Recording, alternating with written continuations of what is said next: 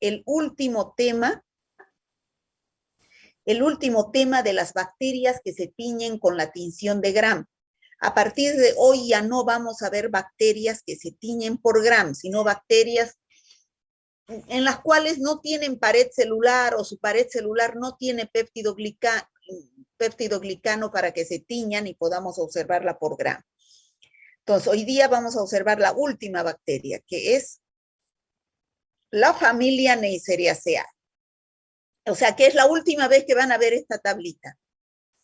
Hemos visto todos los cocos Gram positivos, bacilos Gram positivos, bacilos Gram negativos, y vamos a ver lo último, que son los cocos Gram negativos, donde vemos al género Neisseria.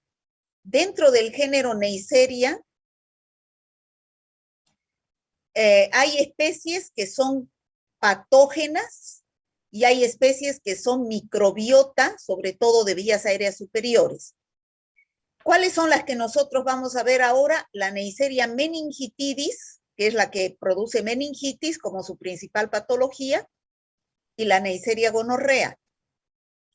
Estas otras Neisserias, las támicas, Zika, Suflava, Mucosa, Flavescens, Cinerea, son microbiota de vías aéreas superiores, sobre todo en la boca.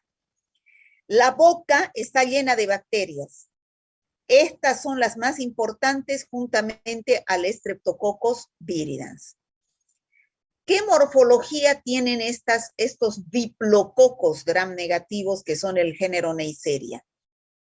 Fíjense, son diplos, grupos de a dos, pero la morfología que tienen es que son arriñonados, dicen los libros, o sea, como si fueran dos riñoncitos. Otros libros dicen como granos de café, pero son diplococos Gram negativos. Un minutito, por favor. Hemos dicho diplococos Gram negativos. Ahora, fíjense, estos son leucocitos polimorfonucleares, tienen varios núcleos. A veces en las infecciones agudas, esta bacteria ingresa dentro del leucocito, entonces formando diplococos Gram negativos intracelulares.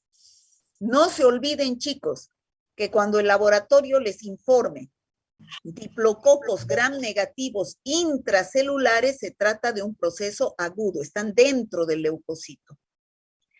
No se olviden, porque yo siempre pregunto lo que recalco, ¿ya? Porque considero que es importante. En cambio, si el laboratorio les dice, se observan diplococos Gram negativos extracelulares, quiere decir fuera de los leucocitos, entonces el proceso puede ser crónico, o sea, de más larga duración. Esta es una Neisseria, ¿no? ¿Qué tiene estructuralmente? Tiene su pared celular, que es esta azul, su membrana citoplasmática, el amarillo es el citoplasma, este filamento de ADN es el núcleo, aquí tenemos los ribosomas, estos puntitos, y ¿cuál es la diferencia entre Neisseria meningitidis y Neisseria gonorrea? La presencia de la cápsula. Esta café es la cápsula. La Neisseria meningitidis tiene cápsula, ¿ya? En cambio, la Neisseria gonorrea no tiene cápsula. Esto es lo que ya les dije. Hay Neisserias patógenas, que son la Neisseria meningitidis y Neisseria gonorrea. Estas no son microbiota. Cuando se encuentran, pueden producir infecciones. Y las comensales o parte de la microbiota, que son la Neisseria Zika, Mucosa, Suflava, Lactámica. Estas bacterias también, la Neisseria gonorrea se le llama gonococo y la Neisseria meningitidis meningococo. Son muy parecidas, en su morfología son casi idénticas y en su ADN también. Se pueden diferenciar mediante algunas características específicas. ¿Cuál es la que dije ya que se diferencian? ¿Cuál es la característica? Por la cápsula. La presencia de cápsula, ¿no es cierto?, que tiene la Neisseria meningitidis. Ahora, también se diferencia por las patologías o cuadros clínicos que producen. La Neisseria meningitidis o meningococo, como les acabo de decir, Su patología más importante, como su nombre indica, es la meningitis. Aquí tenemos el cerebro con sus meninges y aquí tenemos un leucocito con dentro los diplococos gram negativos. En cambio, el gonococo o Neisseria gonorrea generalmente produce infecciones genitales en un 90% de los casos, ¿ya? Que es la gonorrea. La diferencia también es que el meningococo tiene una cápsula de polisacáridos y este no tiene, ¿ya? Vamos a hablar primeramente de la Neisseria meningitidis. Esta Neisseria meningitidis son diplococos gram negativos con cápsula y se encuentra produciendo infecciones en las vías respiratorias superiores, que es por donde ingresa, esa es su puerta de entrada. La fuente de infección de esta bacteria son las gotitas de flujo o gotitas de saliva, o sea, secreciones respiratorias.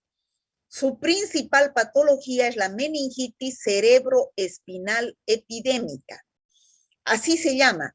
Ya hemos visto hasta el momento varias bacterias que producen meningitis, pero esta es la meningitis más importante.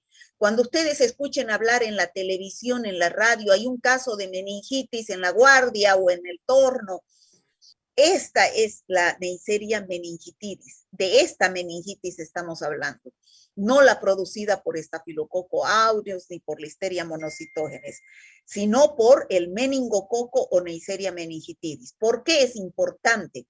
¿Por qué esta se publica? Porque es de declaración obligatoria, igual que la difteria, igual que la tuberculosis, igual que el tétanos, igual que el sarampión, ¿no?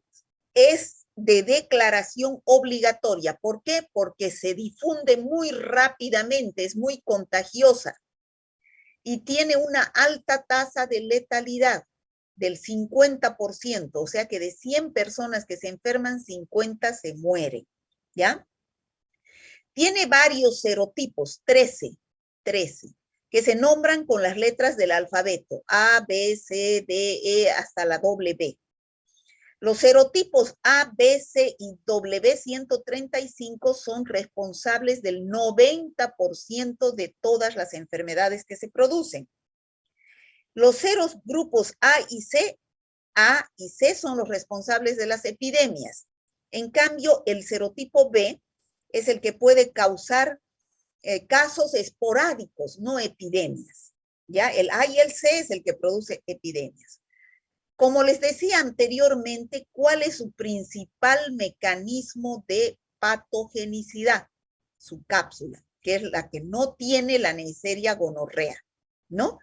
Es el principal mecanismo de patogenicidad y es a través del cual se conocen los 13 serogrupos que ya hablamos. También todas las Neisserias tienen fimbrias, esos pelitos o pilis que están a su alrededor que sirve para adherirse a las células a las cuales están infectando. Tiene una enzima llamada IgA proteasa que inactiva a un anticuerpo que se produce en la mucosa respiratoria, que es la inmunoglobulina IgA.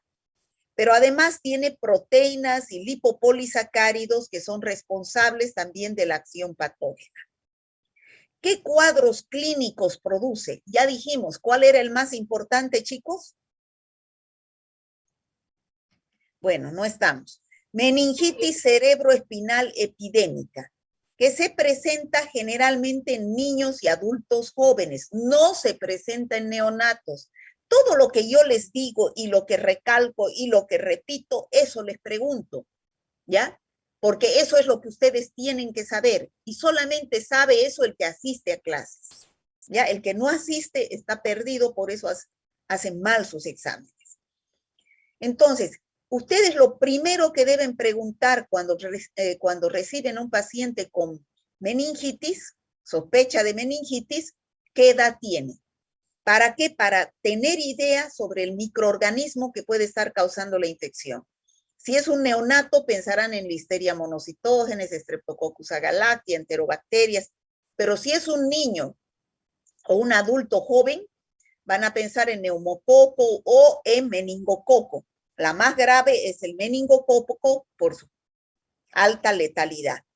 Ahora, hemos dicho que produce la meningitis cerebroespinal epidémica, con su signo, con su tríada característica, que es la fiebre, cefalalgia, rigidez de nuca.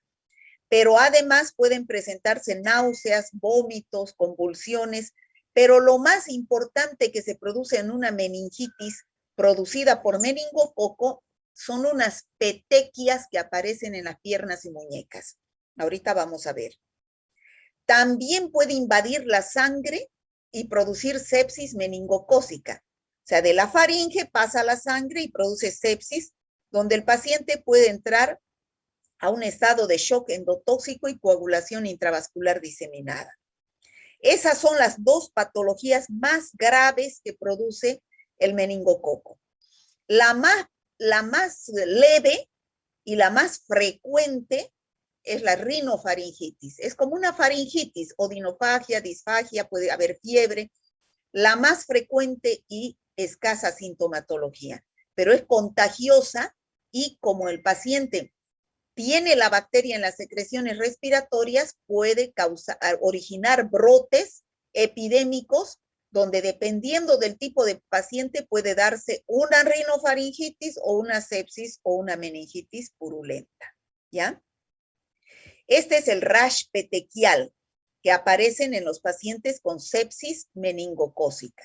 Esos puntitos rojos que aparecen en las muñecas, en las piernas. Como les dije anteriormente, ¿cuál es la fuente de infección? Las gotitas de saliva, ¿no? Paciente que está infectado o es portador, al hablar, al toser, al cantar, elimina las gotitas de saliva y el contagio va a ser directo de hombre a hombre o con objetos contaminados. Si yo agarro la boca o si agarro una chapa o un objeto donde van a colocar otros sus manos, ¿no? Pero el hecho de que yo me contagie, que inhale estas gotitas con bacterias, no significa que yo me vaya a enfermar. En algunos casos se presenta solamente simple faringitis y en otros va a dar la enfermedad más grave, que es la meningitis o sepsis. ¿De qué depende que unos se enfermen con enfermedad grave y otros con una simple faringitis? Sobre todo de la ausencia de anticuerpos protectores, o sea, que el paciente no tenga estado inmunitario, o sea, que sea un inmunodeprimido. Si es inmunodeprimido, le dará meningitis o sepsis. Si es inmunocompetente, una simple faringitis. De la presencia de meningococos virulentos, o sea, capsulados. Factores predisponentes para todas las infecciones respiratorias son la humedad, ¿no?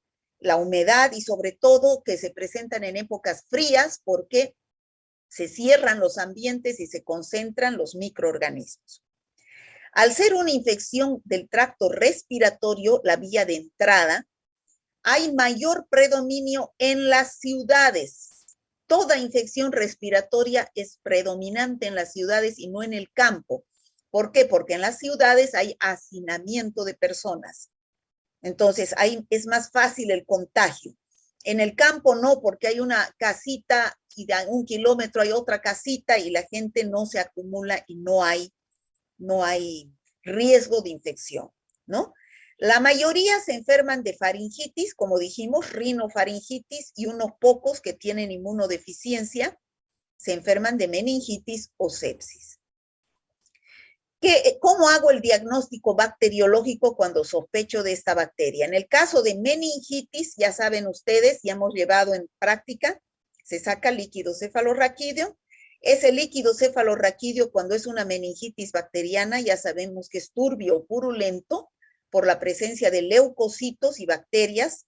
Se hace un examen directo, se hace una tinción de Gram, donde se van a observar los diplococos gram negativos intracelulares, y en la sepsis se pide un hemocultivo, es decir, cultivo de la sangre. Aquí tenemos la toma de muestra mediante una punción lumbar, se observa la tinción de Gram con abundantes leucocitos polimorfonucleares y dentro los diplococos gram negativos, y la bacteria crece en agar sangre o agar chocolate. En el laboratorio se realiza una serie de pruebas para identificar a esta bacteria, como por ejemplo, la prueba de la oxidasa, de la catalasa, se hace la prueba de los azúcares CTA, bueno, eso hacen los bioquímicos para informarles a ustedes qué Neisseria es la que produce la infección. Se debe realizar tratamiento con antibiótico para erradicar la infección y para prevenir las complicaciones más frecuentes. El antibiótico de elección es la penicilina, ¿ya? O también en las personas alérgicas se sustituye por cefalosporinas de tercera generación como la cefotaxima o ceftriaxona. En caso de que en la familia hay algún paciente con meningococo, se debe hacer quimioprofilaxis al resto de la familia, aunque no presenten síntomas, para evitar que se enfermen. ¿Con qué? Con rifampicina. ¿Ya? Entonces, evitar el hacinamiento. Eso sería Neisseria meningitidis. Ahora vamos a pasar al segundo patógeno, que es la Neisseria gonorrea.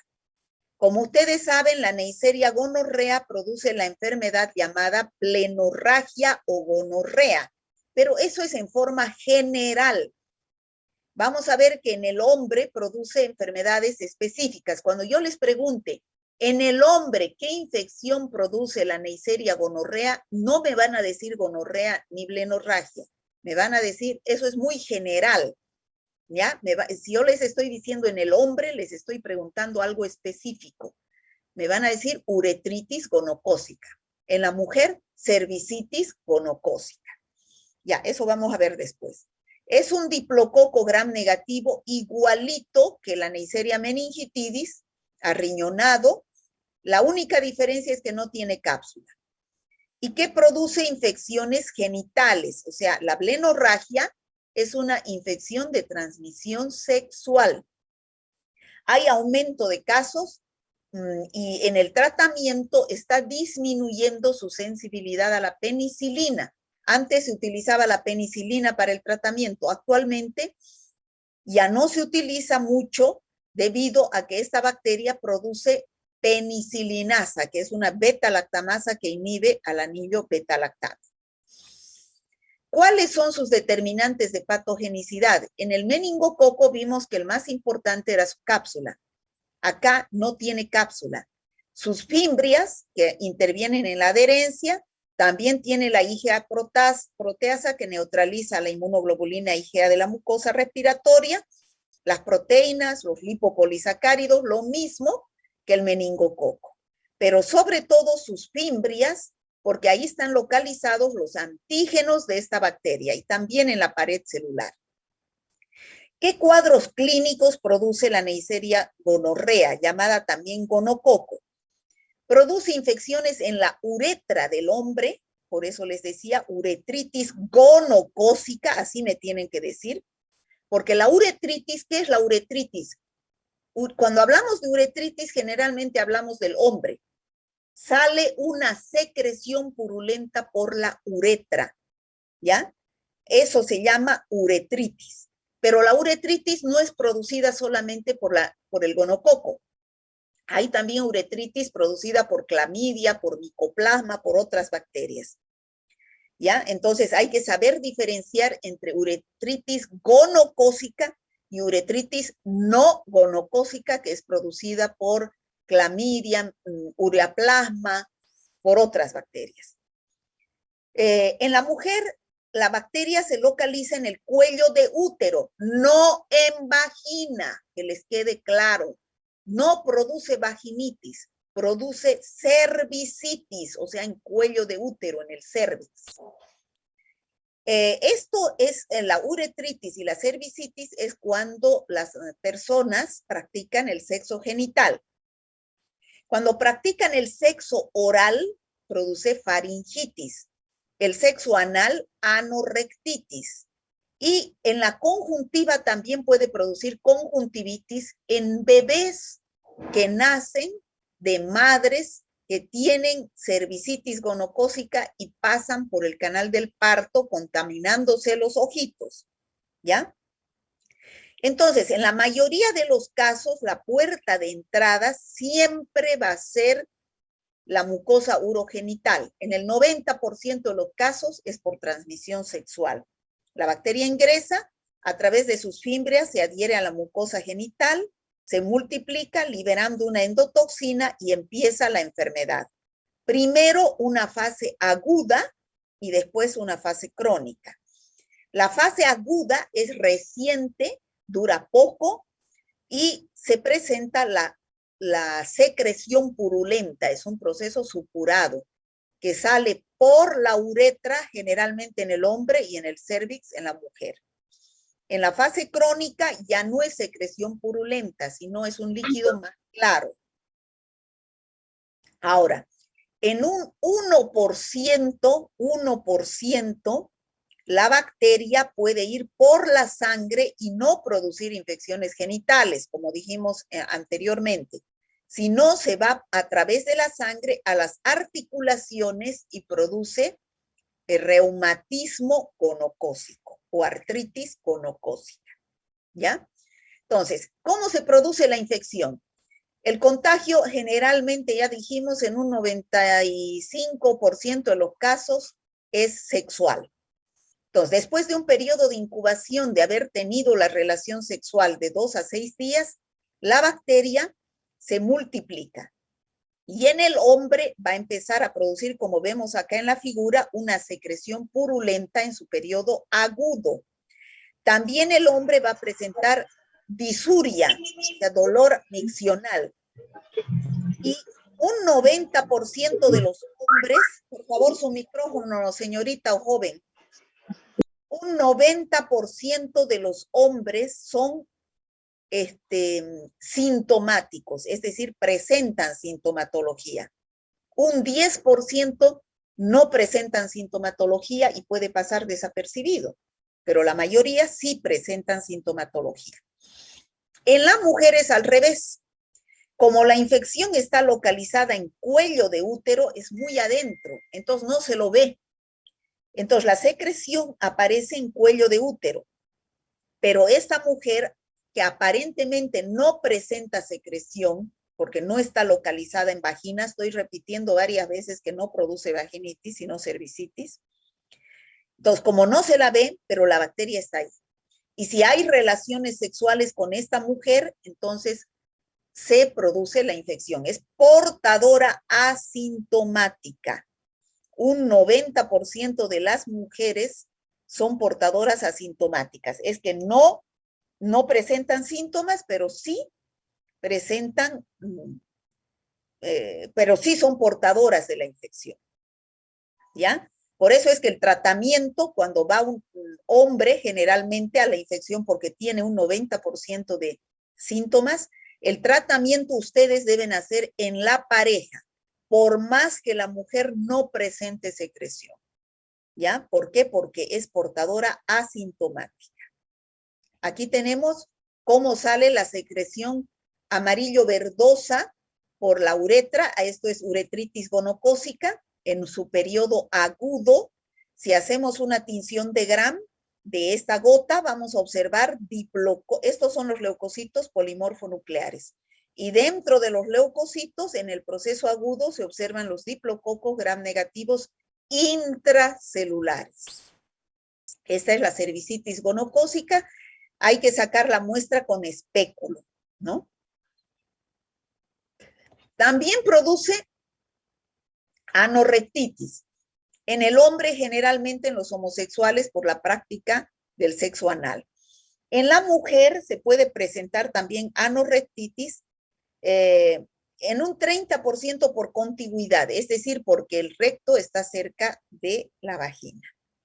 Pero es más raro.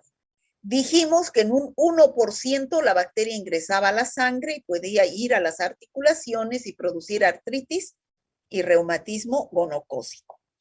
También dijimos que en los recién nacidos se puede producir conjuntivitis gonocócica cuando pasan por el canal del parto de madres con cervicitis gonocócica. En las niñas puede presentarse vulvovaginitis no por transmisión sexual, O también puede ser por transmisión sexual en el caso de una violación, por ejemplo, de una persona que esté infectada, pero también por contacto con material contaminado. Aquí tenemos la conjuntivitis y la uretritis gonocócica, ¿ya? ¿Cuáles son las complicaciones? En el recién nacido, que no recibe tratamiento de la conjuntivitis gonocócica, puede llevar a la ceguera.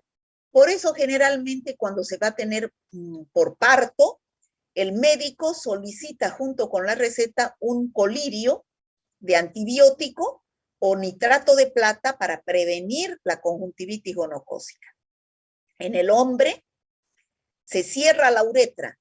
El que está con uretritis gonocócica, si no recibe tratamiento, se cierra la uretra y se produce una estenosis uretral. En la mujer, la bacteria, el gonococo, del cuello de útero se va a las trompas y produce salpingitis, inflamación de las trompas, lo cual se complica con una pelviperitonitis, lo cual puede llevar a la esterilidad. ¿Ya? Aquí tenemos la trompa inflamada, acá es donde se producen los ovarios, pero al haber no hay producción de óvulos, por lo tanto se produce esterilidad. ¿Cómo hago el diagnóstico del laboratorio? Se saca un exudado uretral, en el caso de la uretritis gonocócica, o del cérvix, en el caso de la mujer o de los bebés, la secreción conjuntival, y en el caso del reumatismo gonocócico, la artritis gonocócica, la sangre.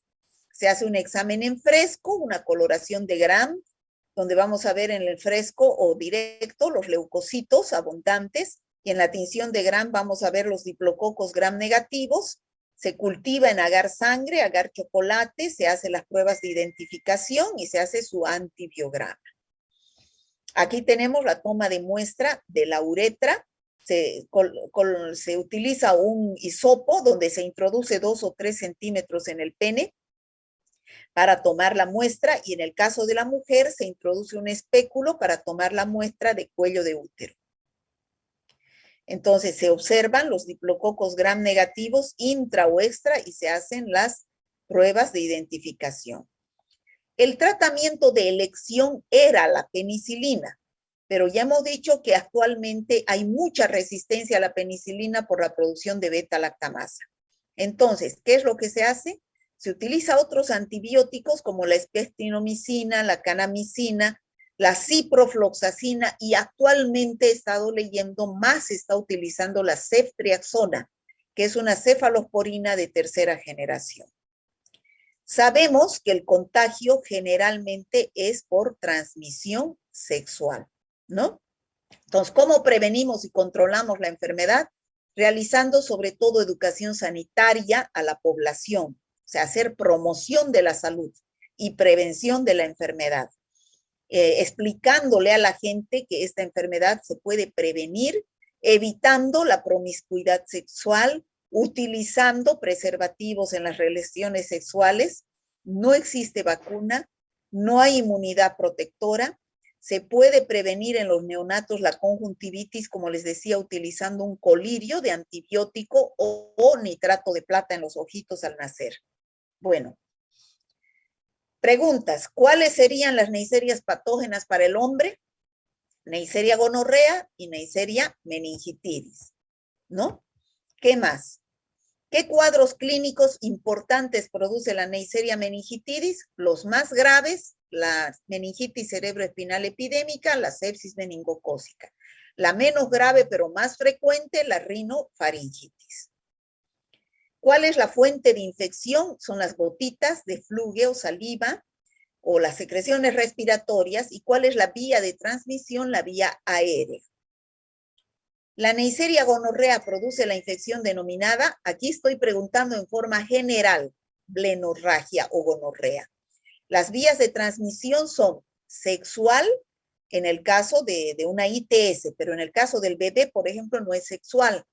La transmisión ahí es por contacto, ¿no? Al pasar por el canal del parto. ¿Qué infección produce el gonococo en el hombre? Aquí estoy preguntando en el hombre. Aquí tienen que poner uretritis gonocócica, porque hay también no gonocócica.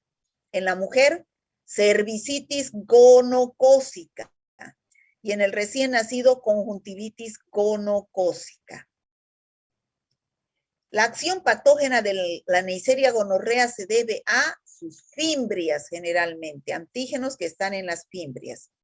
Y las complicaciones de no recibir tratamiento en el hombre es la estenosis uretral, en la mujer la salpingitis, pelviperitonitis que lleva a la esterilidad y en el recién nacido la conjuntivitis que lleva a la ceguera.